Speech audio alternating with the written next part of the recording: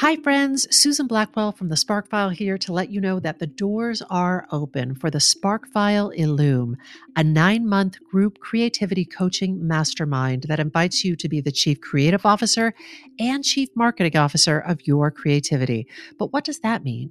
That means in 9 months in Illume, you will clarify and advance your big creative goals and learn how to effectively share your work with the world. Now, if you're listening to this and you're an experienced creative or an accomplished professional who seeks a space where it is safe to attempt something you've never tried before, or complete a big creative project, or take your work to the next level and acquire the skills needed to share your creative work with the world, Illume might be right for you.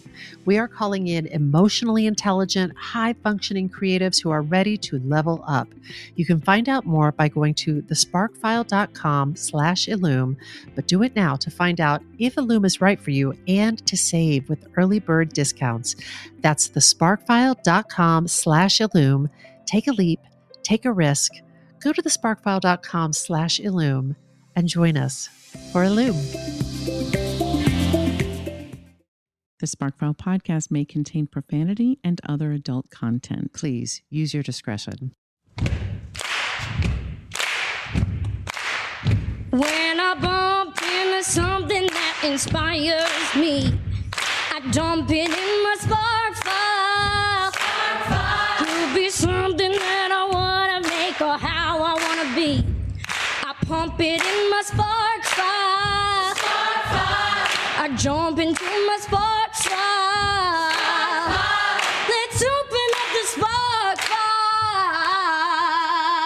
Welcome to the Spark File, where we believe that everyone is creative, but smart creative people don't go it alone. I'm Laura Camion. And I'm Susan Blackwell. We are creativity coaches who help people fear less, create more, and bring their creative visions to life. If you're an OG member of the Sparkfile community, welcome back, Sparkler. If you're joining us for the first time, hubba, hubba, hubba, welcome.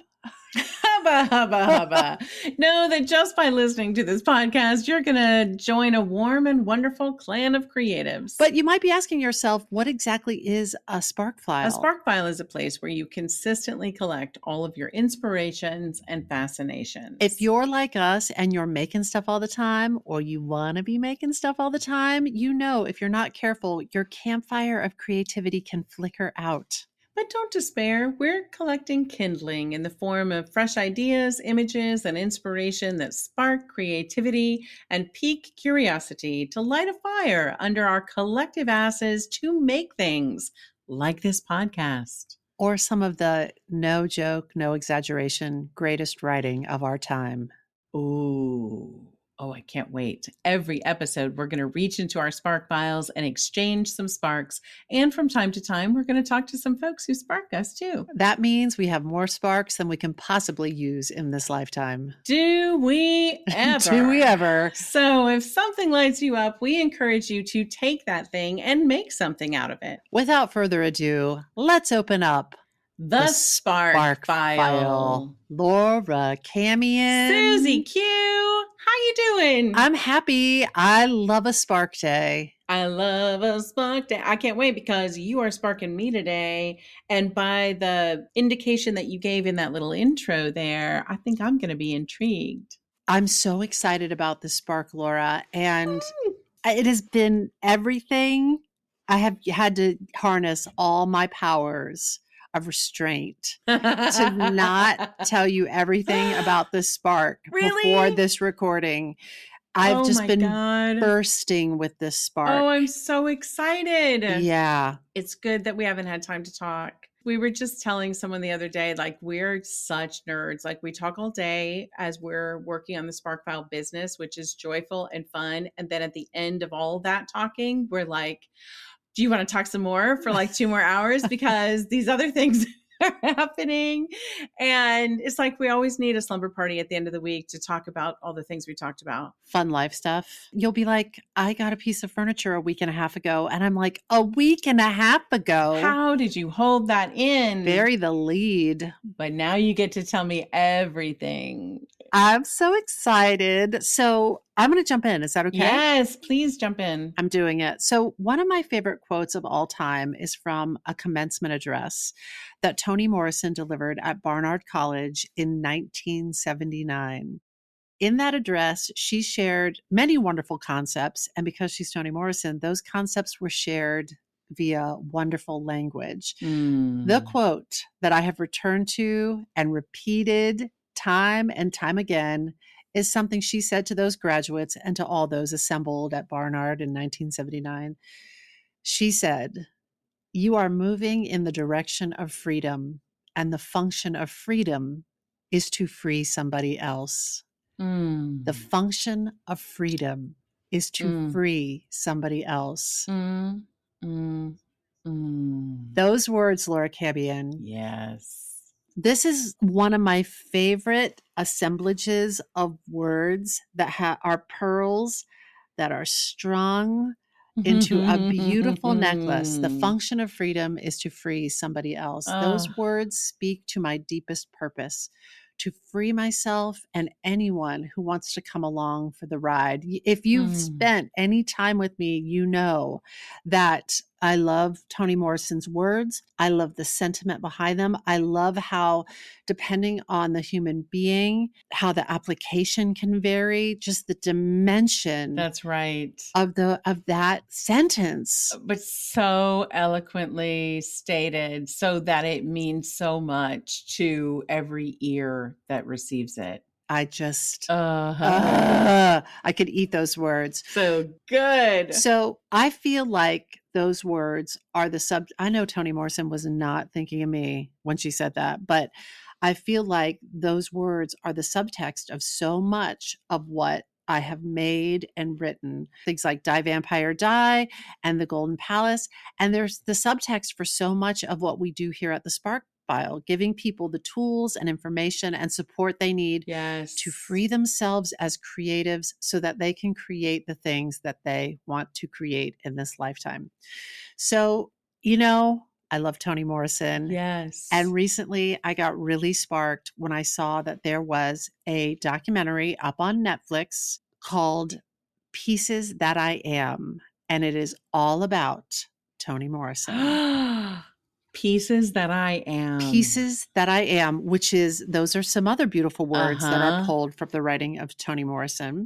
The documentary was directed by Timothy Greenfield Sanders, who, in addition to being a documentary filmmaker, is also a portrait photographer who primarily works in large format, which made sense because in the interviews with Toni Morrison, and I'm pretty sure they also used an Interrotron, which you may have heard me talk about before on this. Yeah. So that she's looking direct. She is looking directly at the camera. Oh, that's powerful. And in these interviews, she is shot so beautifully. Is she like luminescent? She is, Laura. Yeah. She is. Yeah. Not to objectify Toni Morrison, but speaking to her radiance and also the work of Timothy Greenfield Sanders and the way that he lights and shoots his subjects. It was so beautiful to me. Her voice is beautiful. I'll talk more about that. Her sentiments, the way her brain works in concert with her heart and her mouth, and the way she looked, I was just like, I just wanted to eat this movie. I wanted to eat her words. I wanted to eat this movie. So this documentary was the gateway drug to my spark today, and that is Toni Morrison. Toni Morrison. Human Spark. Oh, wow. Yeah. For the past weeks, I have been happily reading, eating, breathing, and sleeping Toni Morrison. Just consuming. Listeners, Laura, have you ever wished you had something good to listen to or something good to binge, and there's no new episodes of your favorite podcast, or there are 1,000 streamers, but nothing is grabbing your interest? Yes. Next time you have that experience, I want you to remember 2 words: Toni Morrison. If you are a reader, read Toni Morrison. If you're a listener, listen to one of her audiobooks, because she reads her own audiobooks. Oh, God, yeah. And I'm going to say something on this mic I'm going to make a public statement. I said this to Nathan the other day. Okay. And when I said it, he was like, oh, like it's going to be big, this statement? Yeah, to my ear. Now, you should understand, to contextualize this, I listen to so much content, podcasts, audiobooks. If I am doing something where I can be listening to something, I am listening to something. If I am cleaning, if I am cooking, if I am showering, I have a speaker in the shower so I can listen. I am listening frequently. To my ear, she is the single best audiobook reader I have ever heard. Wow. Her voice is so pleasing, Laura. It is so dynamic. It is. And when she was in college at Howard University, she did stuff with the acting department, with the theater department.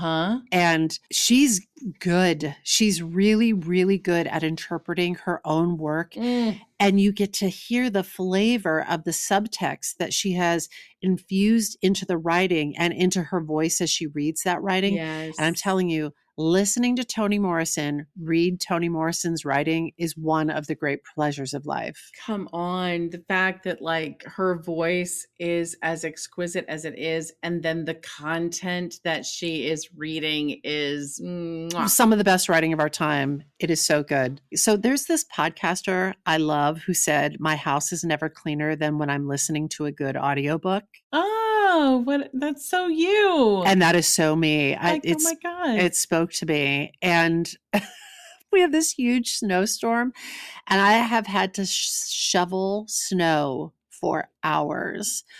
But Laura, believe me when I tell you, I bundled up, I put on my headphones instead of earmuffs, and I happily shoveled for hours because I was in the dark. Yes. It was snowing on me.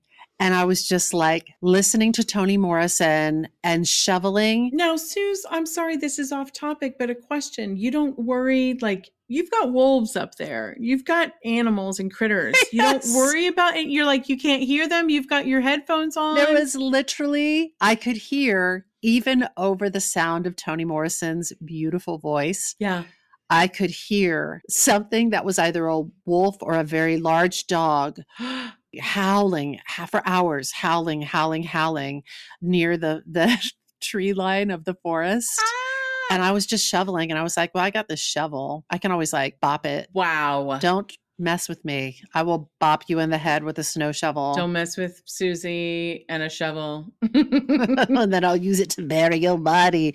Just kidding. Don't use that as evidence in court.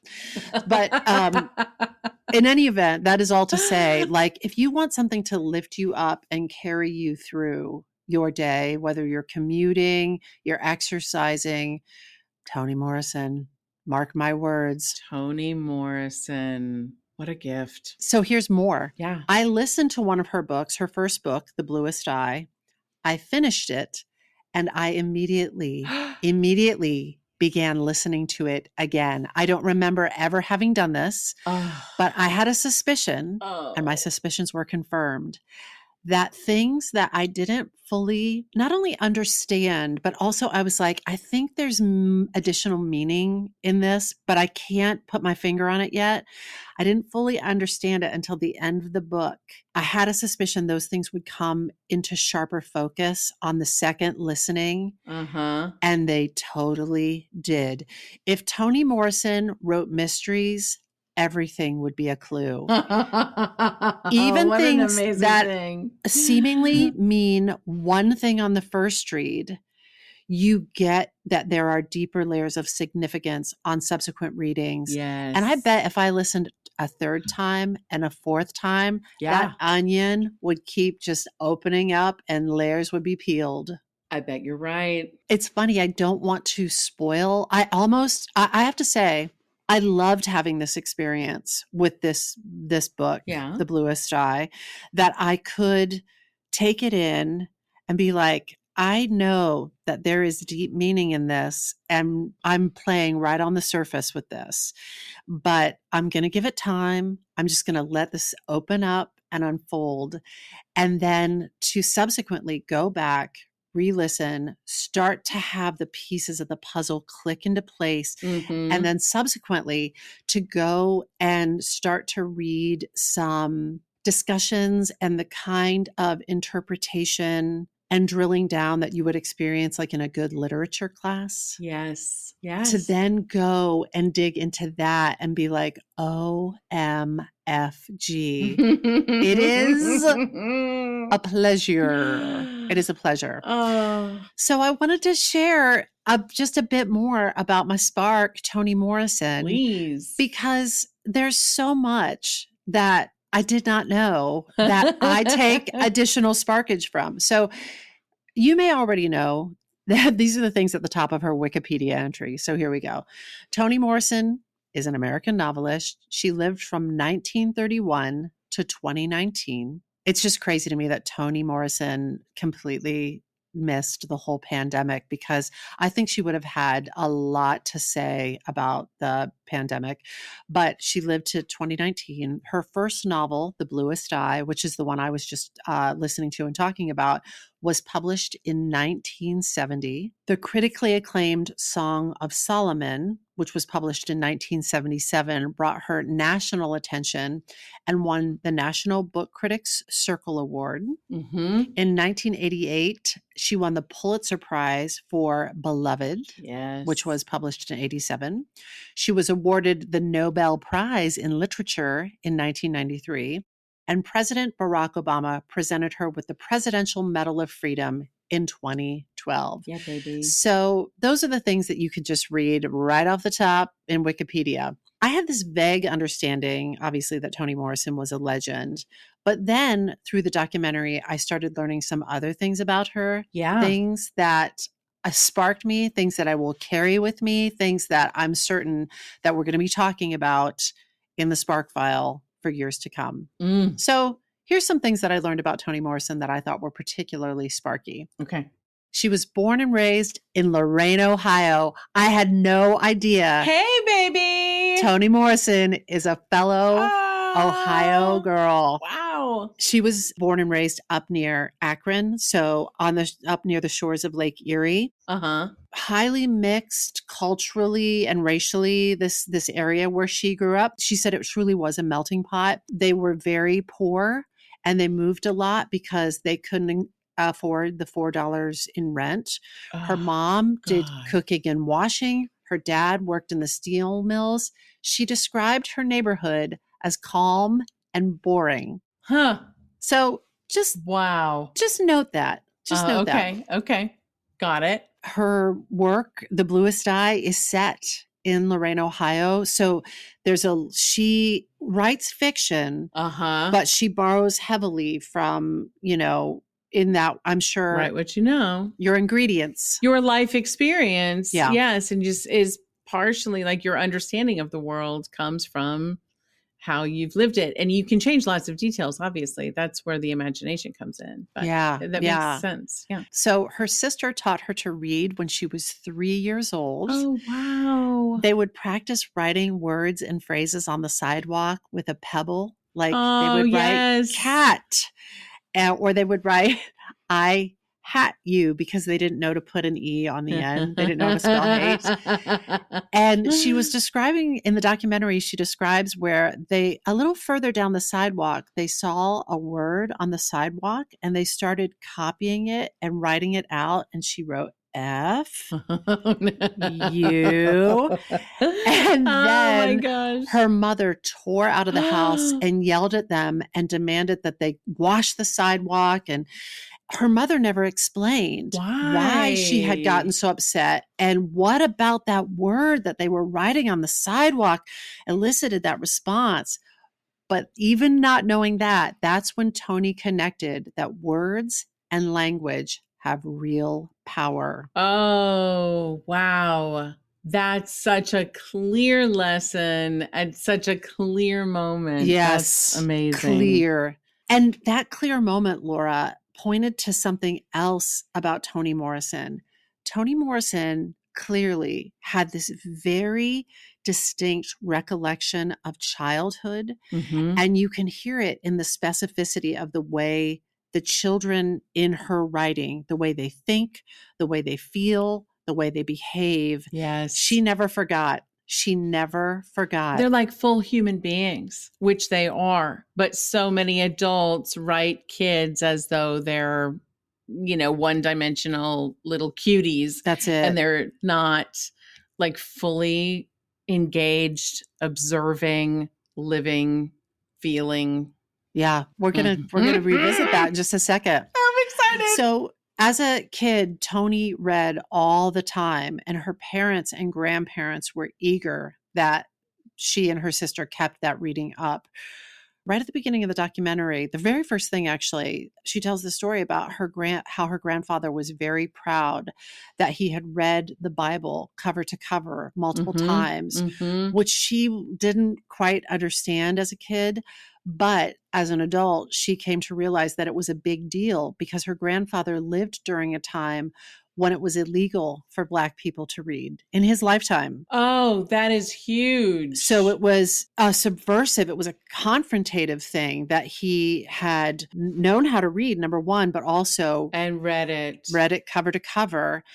It was also during his lifetime illegal for white people to teach Black people to read. That's right. Yes, so this love of books and reading and the value of it was instilled in her from a young age. And I feel like that love and that value and that power took root in her clearly, and then just like grew like a tree. My God, yes, to the benefit, with the fruits that we could all eat from. I mean, how astonishing. Yeah. And I also just want to sidebar and say it makes me very angry, like when I think about now how common it is for people to be like, oh, I don't like to read. I didn't grow up reading. Families don't hand down that appreciation for reading. But when you tell a story about how it was illegal for you to read, this is not something to be taken for granted or given. And now we're generations from that. And reading and voting. People had to fight for the right to do that. Reproductive rights. These things that we have become complacent and we assume that it's just like our God-given right, our privilege. Education in general. Education. Right? Yeah. So, I'm inspired by this family that encouraged, a love of reading, and then, wow, Toni's. Yeah. It reminded me, it's funny because, again, Toni Morrison is not thinking about me in her writing, nor should she be. And at the same time, I felt this, I admire her so much and I'm drawn to her. And so I also feel this connection to her because I'm like, oh, we have that in common. I don't think that would be that meaningful to her. But one of the things that I so appreciated about her is, as I discussed in the Spark that I wrote about my mom and how sparkish I find my mom is one of those people who grew up not having a lot, and books for her and reading were so important because they became a bridge, a portal, kind of a way out. And when I hear Toni Morrison talk about the importance of books and reading and the library, I'm like, for a certain kind of person who doesn't have a lot, it can offer you a lot. It's worlds. It's a glimpse into worlds. Yeah, exactly. She said books were interesting to her, and she read everything in the library. That reminded me so much of my mom. She was intrigued by language, different ways to say the same things, choices that the authors were making in order to tell me something or make me see something. That was what was fantastic, Toni says in the documentary. And it makes sense to me that she says that because her use of language in her writing and in her interviews and in her commencement addresses, etc., her use of language is extraordinary. Like, it gives me such a visceral feeling, the way that she utilizes words. So it makes sense to me that she had that experience first. Yes. And then she made a career of providing that experience to other people. Yes. So her sister got her a job at the local library as what was called a pusher, which is someone who pushed the cart that, you know, those special library carts that contain Yes. all the books that need to be returned to the shelves. Yes. So Toni said that she was slow at her job because, you know, she would go to put a book back and then she would open the book and kept reading Let me the just take a look books. at this book. Exactly. She would read them before putting them back first. I love it. So she was promoted to a job where she was like doing like card catalog work or something like that. So she went on to college, and there's something, this is so specific, but it sparked me and delighted me. She said in the documentary, she was loose in college. She was loose and she did not regret it. And I have to say, I loved her for it. It was so sex positive, and it was so, I just loved it because they showed all these pictures of her in college, and, you know, she's like beautifully put together, beautiful person, beautifully put together, but surrounded like by guys from the football team. And I was just like, get it, Toni Morrison, get it. Wow. She was also known for her cakes, especially her carrot cake. And in school, she would make cakes and people would buy her cakes for $25 a cake. What? That's a lot of money in the 50s. $25 per cake. I mean, that's a lot. Known for her cakes. Yeah. Wow. Yeah. So after undergrad at Howard University and graduate school at Cornell, Toni started her career as a teacher back at Howard University. She started teaching. Oh, wow. Yeah. Didn't know that. So even after this whole spark, I'll share all of it. I feel like she led such a rich life and made so much that one could devote their entire life to studying and trying to know Toni Morrison. Yeah. And there would still be more to learn about Toni. More to know and more to learn. Yeah. So in the documentary, she talked about something that we have talked about, which is how sometimes the spark or the work comes to you. It just comes, you know, like it bubbles up or trickles down. And sometimes you have to seek it out and then by writing, figure it out. Yes. Yes. In her words, she said sometimes the writing nudged her, but sometimes it was about searching, sort of, I don't know, but I have to find out. And in the writing, she would explore all the characters' attitudes and so on. She said, I have to know. And the only way I can know and own what I know is to write it and then let you read it so we both know.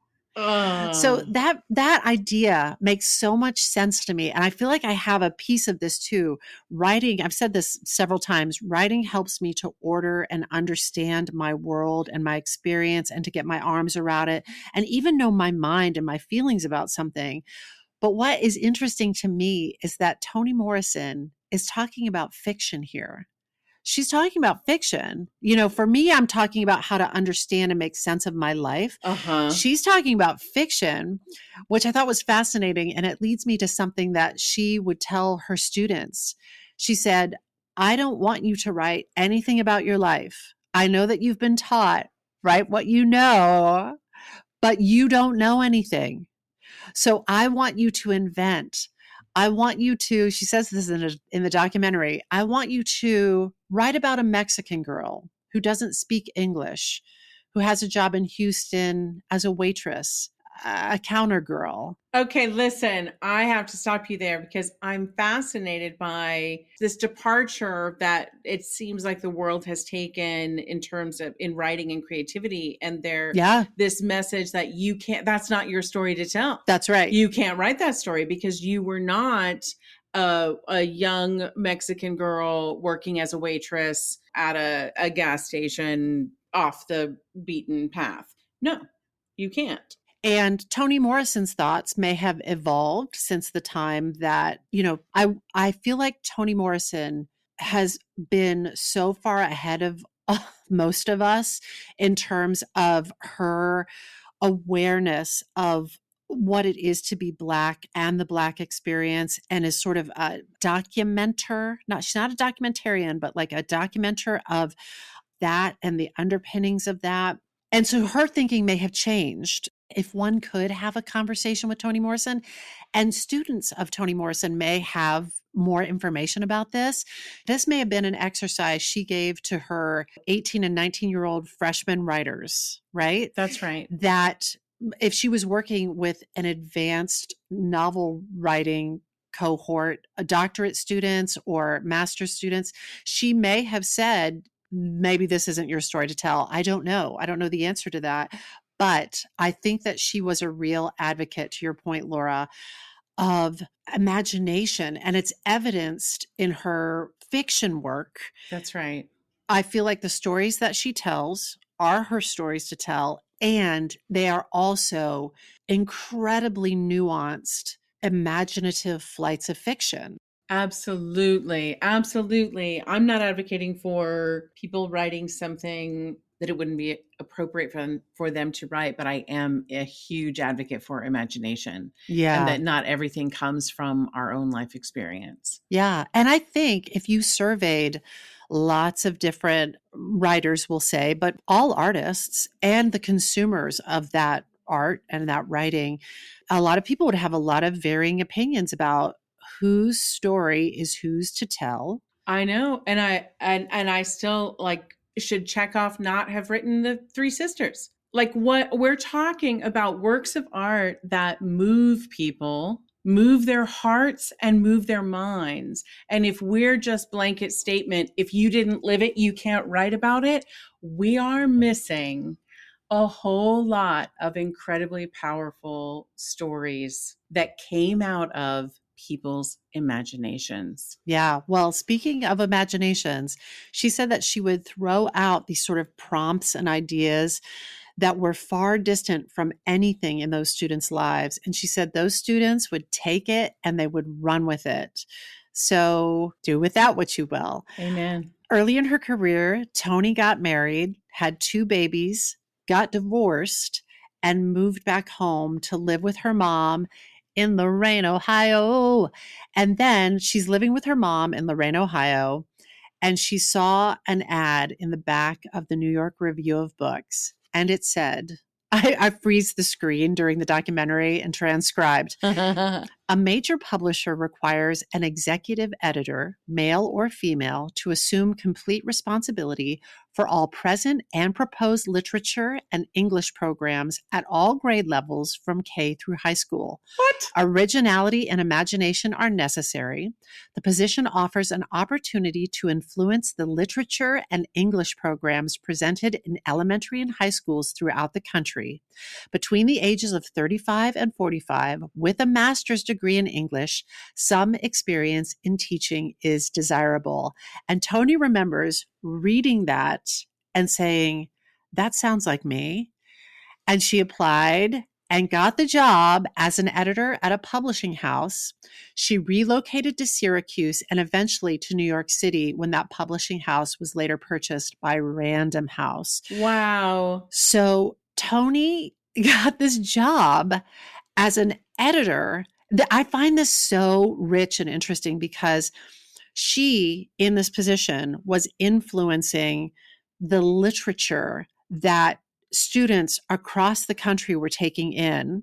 Later, as an author, she would be influencing it because her work is taught, was and is taught in schools across the country. And also, I think it's very interesting because her books are sometimes banned from being taught in high schools, which I have strong feelings about. Yes. Yeah. So I just thought that was so interesting that she held that position. And then she continues to rise up through the ranks as a book editor. And there's this interview with a writer named Paula Giddings, Paula Giddings went on to be a great writer and educator in her own right. But Paula Giddings had been in the secretarial pool at Random House. And she tells this story about how one day Toni came in and was talking to the women in the secretarial pool at Random House. And Toni asked them to do some typing for her. And in exchange, Toni said that she would make them the best carrot cake they ever had. The carrot cake. And then she did. She made Paula Giddings the best carrot cake Paula had ever had. And later, Paula Giddings figured out that what she was typing was part of Toni Morrison's first novel, The Bluest Eye. What?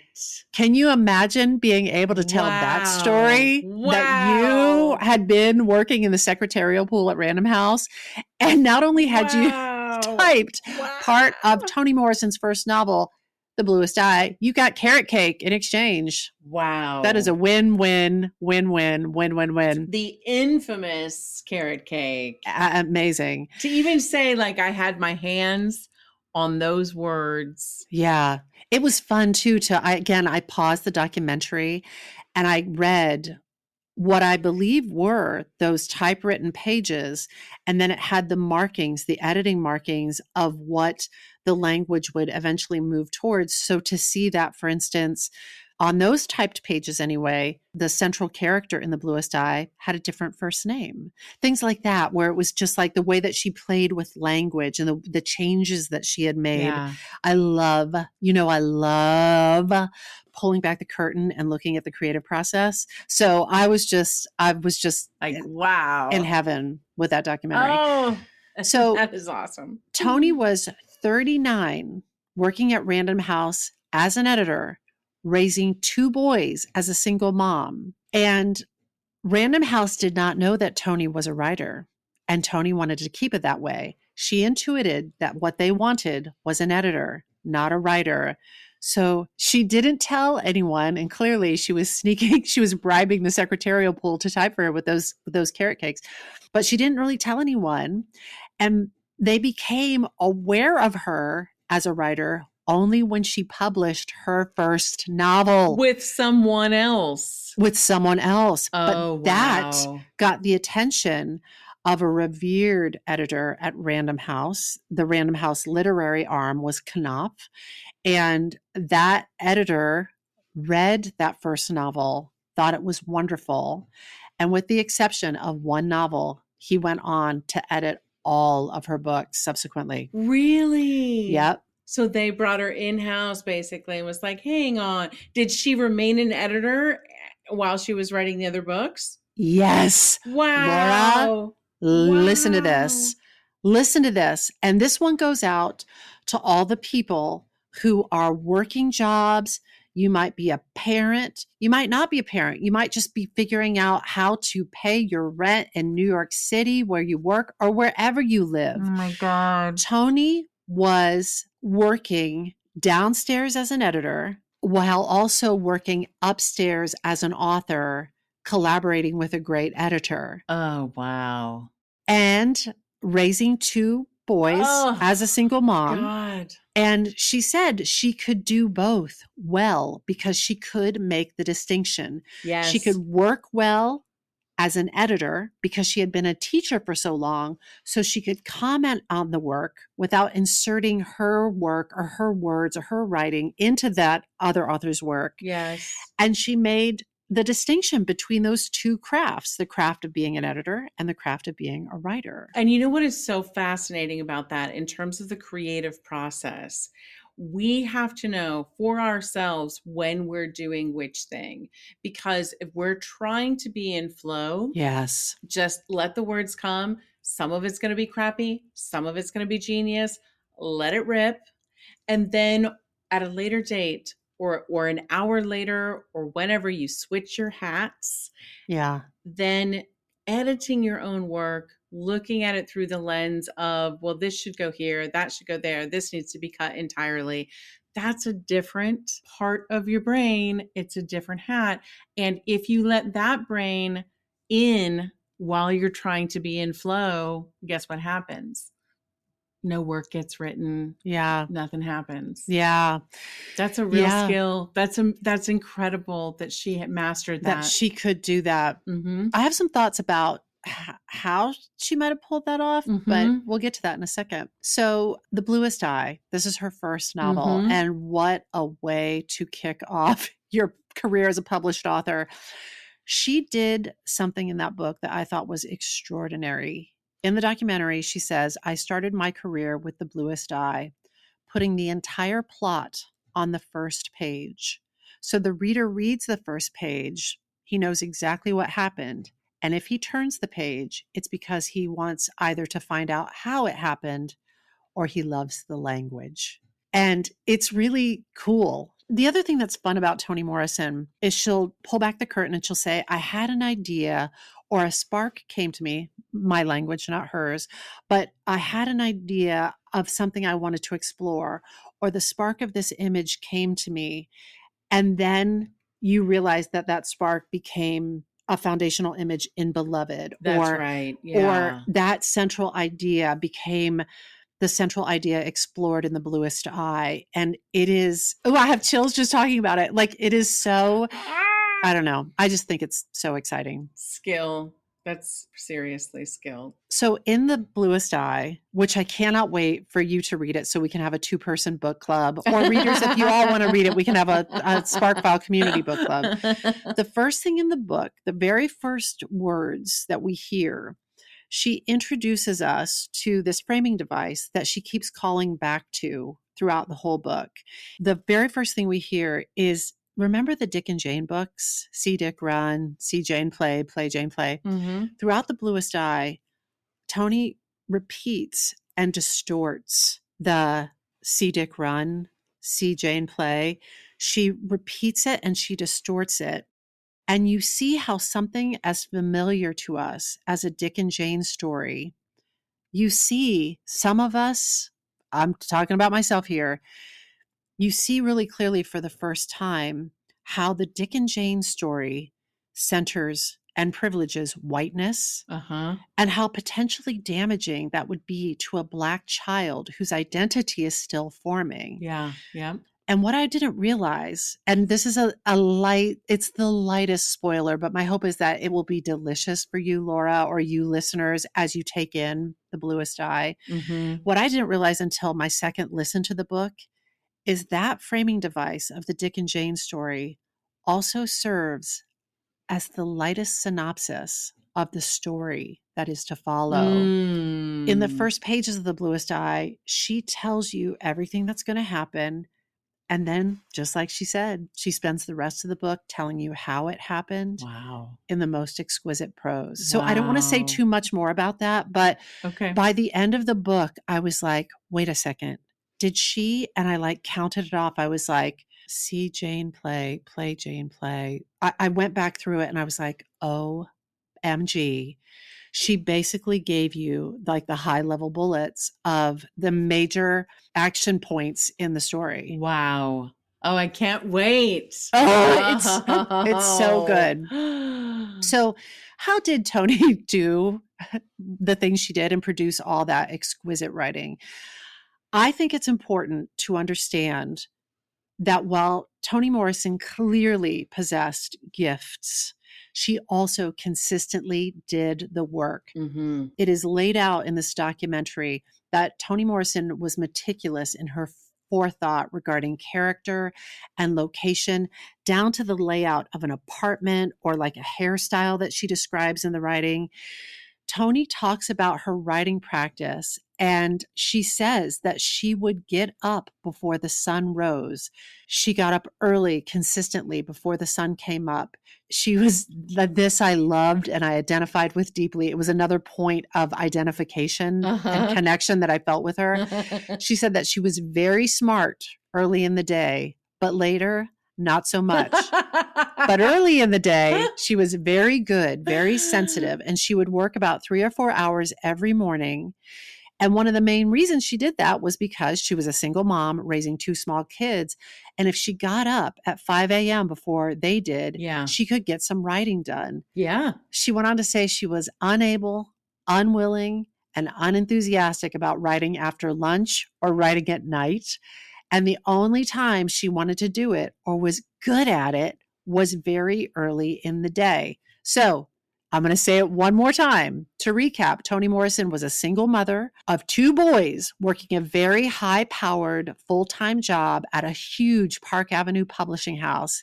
And She found time to write some of the greatest books of our time, and the way that she did it was to identify precisely what time of day worked for her busy schedule and for her metabolism as a writer. And then she showed up and she put in the work. She did. And it's just good to remember, like, it wasn't like she was free of all the other bullshit that everyone has. She found ways to work in spite of it. Yeah. She still got the work done. I mean, I'm going to misquote this, but I know she has another popular quote about, like, if you want to fly, you have to rid yourself of the shit that weighs you down. Yeah. And that tells me she had shit that weighed her down too. She says in an interview, Laura, first of all, I love that quote. And I actually grabbed that when I was doing research for this because it reminded me so much of our beloved Tammy Evans. Oh gosh. It reminded me of Tammy Evans and the work that she is doing. And I just love that. I love that quote. So thank you for bringing that up. Yeah. But also she says in an interview, she's like, she talks about how hard it was. She pulls no punches. She's like, yeah, it sounds like it was really hard. Yeah, it isn't just like, oh, well, I guess if you're Toni Morrison, this genius just flows out of you and it gets published and there you go. Yeah. She was every day making the choice. This is important to me to tell these stories. And similar to your, like the quote about the meaning of freedom is to free someone else. She has another thing that she said, which is like, if you have any power, it is your job to empower someone else. And in addition to everything that she did, she shared with all of us this belief system that you have got to reach over to the next person and help them along. You've got to reach down and help lift someone else up. She did that as an editor. She brought on authors and championed authors. Yes. She had some power she empowered others. It. Yeah. Oh my God. Yes. Yeah. Another thing that I find incredibly sparkish is this. Toni said, I didn't want to speak for Black people. I wanted to speak to and be among us, meaning Black people. So the first thing I had to do was to eliminate the white gaze.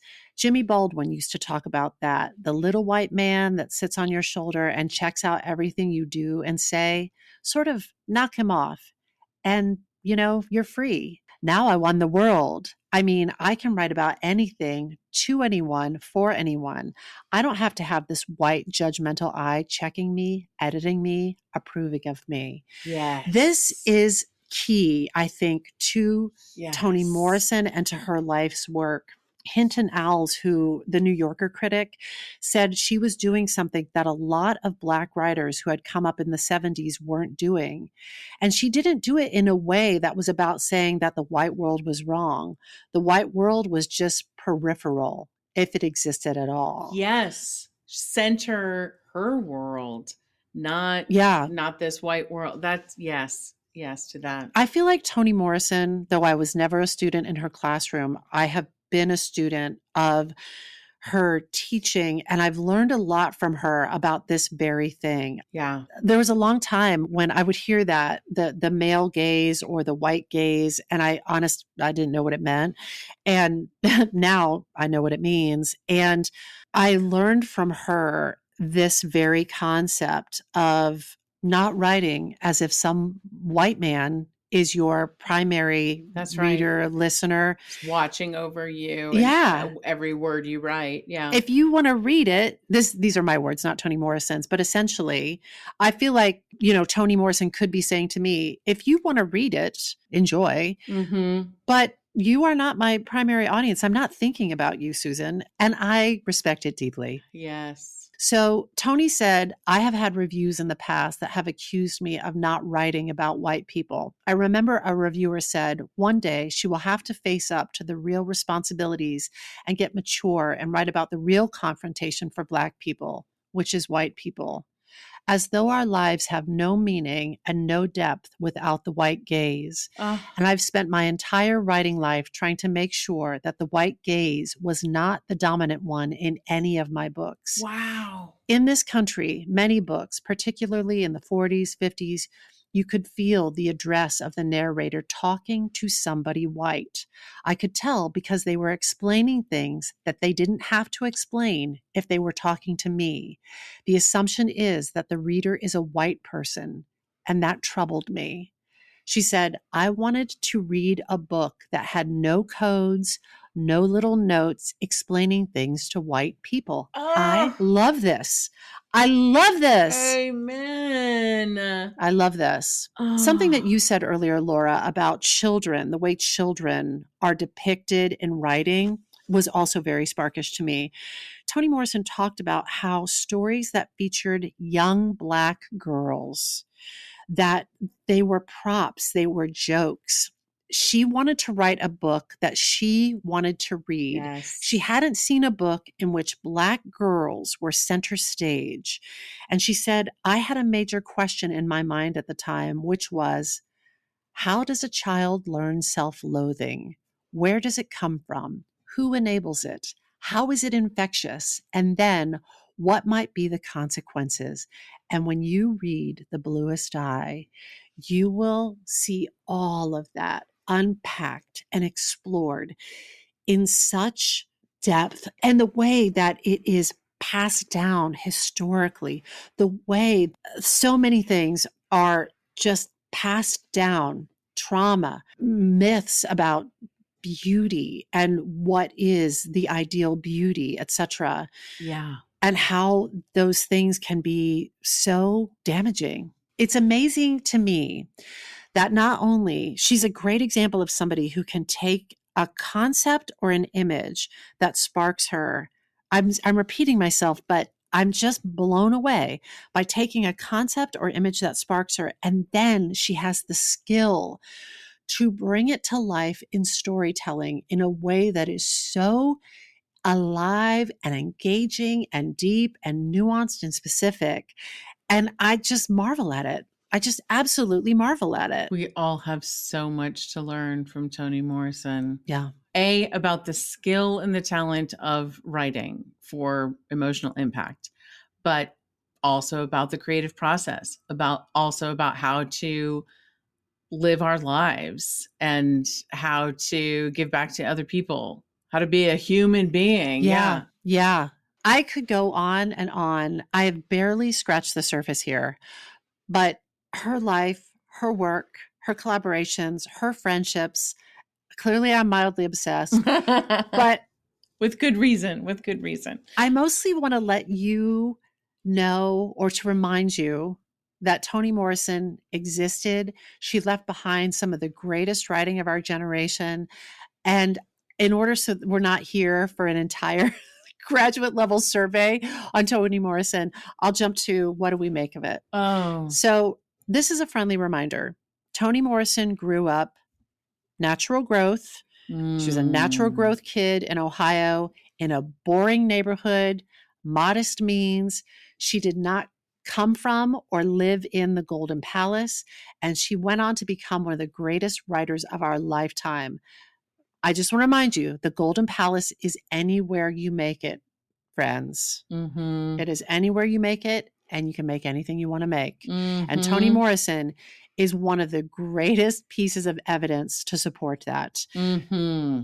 Just knowing, I know Lorain, Ohio, like I know Dayton, Ohio. Yeah. And I just know in my bones that she is evidence that there's a great quote in the documentary where there's another great poet from that area, Rita Dove. And somebody goes, what was in the water in Lorain, Ohio? Yeah. The Golden Palace is anywhere we make it, friends. That's right. And I still think it goes back to that tree that you described, that is her imagination, that it was allowed to, through reading and books, and her parents, like allowing it to flourish and grow. And we all are reaping the benefits. Yeah. Here's another, what do we make of it? No matter what kind of work you make, consider this question. Who are you making this work for? Who are you painting for? Who are you writing for? Mm-hmm. See if you can identify it. If there is a gaze inherent in your work, see if you can identify it. And then you get to make a conscious decision about who you want to be creating for. And maybe it's yourself. Absolutely. Maybe you're making the work that you want to consume. Absolutely. Because when you say gaze, yes, white gaze, male gaze, it could be your parents' gaze. Yeah, that's right. I love what you said that Toni Morrison said, which was like, if there's an explanation in there, like Yeah. that's how you know that it's Yeah, that you're the tell. speaking to the gaze. Yeah. Because the people who this was meant for don't need that explanation.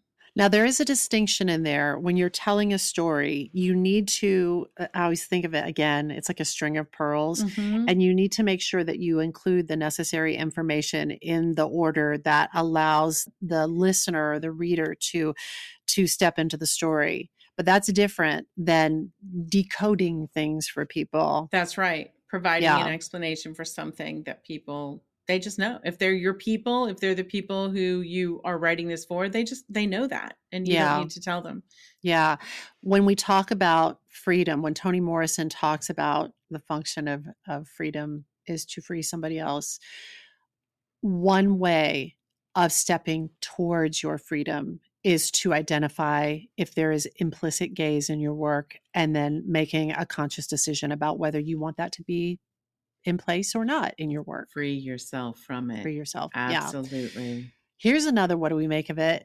A carrot cake. I could not find the recipe for Toni Morrison's famous what carrot cake. What do you think it could be? What's the secret? Well, listen, first of all, if anyone has Toni Morrison's carrot cake recipe, please come forward. Here's a fun fact I didn't know. Fran Lebowitz was a really, really close friend of Toni Morrison's for decades. Wow. I don't know that Fran Lebowitz is a great baker, but if you have access, Fran Lebowitz, to that recipe card, we would love to take a peek. While I couldn't find the recipe for Toni's carrot cake, she did drop this hint. She said, no one puts in enough carrots. So maybe find a good carrot cake recipe and then double the amount of carrots. And as you make it, I offer you this, take it or leave it. As you make that carrot cake, listen to the audiobook of any of her novels and then enjoy a big slice of that carrot cake. And while you're doing it, while that fork is cutting through that cream cheese frosting and that carrot cake, just send up some gratitude to Toni Morrison. Toni Morrison. You know, we have a client who we adore. Hi, Catherine. Catherine Gwynn. Baker Gwynn, extraordinaire. Yes, and she talked to us about this belief that and historically, you know, women would be known for a dish that they created or a cake, etc. And at all family functions and community functions, it was everyone's looking forward to the Susan's signature Rice Krispie treats. Yeah. And that thing for so many people was and could be a legacy. That recipe for a lot of women, for many, many years, was their legacy. And I just love knowing that Toni Morrison, in addition to all of her incredible work that we know of, she also left another legacy in her carrot cake. Oh, I want that carrot cake recipe. I want that. I want to know. My mouth is watering. I'm so I want it. This isn't in my spark, but another potential, what do we make of it? And I meant to communicate this. Maybe I'm doing it now through this podcast. Another one of our wonderful clients, Hannah Marie Marcus, makes olfactory, how would you describe it? She does almost like olfactory studies. Yes. So makes fragrances that are sparked by and inspired by. It could be a piece of writing. It could be something in literature. And there is a description in The Bluest Eye where a new person comes into the children's lives. And they remark on how wonderful this person smells. And then they start talking through the notes of what this person smells like. Oh, Hannah Marie could totally create that. I think the troublesome thing, it sounds like they smell wonderful, but the troublesome thing is they are a troublesome character. So it is not without strings attached. There's some tension between what they smell like and what they are like. Or what is that smell trying to cover up? The stench of their dark soul, Susan. That's exactly right, Laura Camion. You don't know the half of it. No spoilers. My hope with all of this entire spark, is that it will inspire you, listener, to go read or reread or listen or revisit some Toni Morrison, because the storytelling and the language and the composition of her work is so rich, and you will learn things about life and language and love and race and racism that, no kidding, you may not have known otherwise. Wow. I say, I feel like I have learned I believe it. so much from Toni Morrison because of her storytelling. Was able to take in concepts that I could not completely wrap my mind around before. So get your Toni Morrison on. I'm watching this documentary and I'm starting with her first book and I'm reading. This is my plan. And if you want to get on this book club, here's another What Do We Make of It? I think it would be really fun to go chronologically in the order that they were written and take in those books. Let's do it. Let's do it. They're so good, Laura. I don't ever want to hear any of us saying, I'm bored, there's nothing to listen to. There's nothing to read. Because I'm telling you, if you haven't cracked into or haven't lately cracked into the works of Toni Morrison, you're in for a treat. There's a treasure trove that awaits you. I'm so excited. And if you can get past the vampires telling you you couldn't possibly be a writer because Toni Morrison's work exists in the world, and move through that and move on to being inspired to tell the stories that you want to tell, to consistently put in the time to hone your craft. If I could leave you with that spark, absolutely, then my work is done here. And Toni Morrison would be right there saying, you, in fact, doesn't she say, like, if there is a book that you want to read that has not been written yet, write that you're book. The person to write it. Yeah, you're the person to write it. You're the person to write it. Yeah. What a gift. Susie Blackwell, this spark is a gift. Toni Morrison is a gift to us all. She is, and that writing and the way she lived, and there's so much more. I have barely scratched the surface. Other things that she has made and written, crack into a commencement address. She will not disappoint. She's so good. She's so good. Wow. But that's my spark, and I'm sticking to it. Oh, Suze, thank you. The carrot cake of Toni Morrison. I mean, really. I think that should be the official title of this spark. All right, the carrot cake of Toni Morrison. So sweet, so delicious. And nutritious. And nutritious, because it's got double the carrots. It's got double the carrots. Friends, that's it. This episode of The Spark File was made on the lands of the Lenape people. And as always, we hope that this put another bunch of sparks in your file. If there's a spark that you'd like us to explore, or if you'd like to learn more about how to coach with us to bring your creative ideas to life, email us at thesparkfile@gmail.com or submit through our website, thesparkfile.com. We will even happily take your feedback, but there is a price of admission. First, you got to share a creative risk that you have taken recently. You can follow us on social at The Spark File, and be sure to subscribe, rate, and 5-star review this podcast. These are not idle words. It actually helps other listeners to find us. It really does. Also, if you like this podcast, we hope you'll share it with people that you love. And if you didn't like it, that's probably a strong indication that it was not meant for you to begin with. Oh, nice, Suze. That was a good one. If something lights you up, come on. How could Toni Morrison not light you up? Something lights you up and gets your creative sparks flying. We are writing you a forever permission slip to make that thing that's been knocking at your door. It's your turn to take that spark and fan it into a flame. You got to take it and make it. Thank you, Toni Morrison. Oh, thank you, Toni Morrison. The greatest of all time. When I bump into something that inspires me, I dump it in my spark file.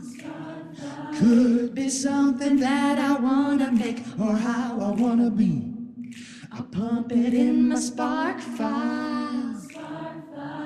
I jump into my spark file.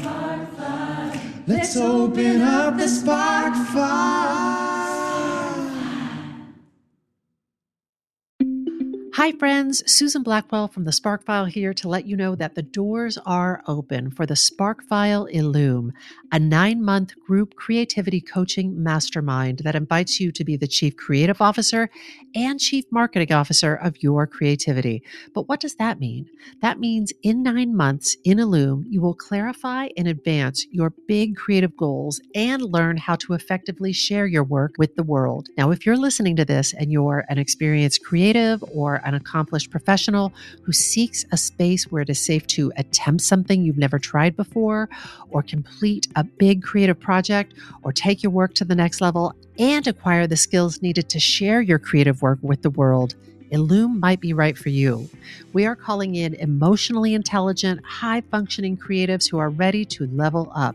You can find out more by going to thesparkfile.com/Illume, but do it now to find out if Illume is right for you and to save with early bird discounts. That's thesparkfile.com/Illume. Take a leap, take a risk. Go to thesparkfile.com/Illume and join us for Illume.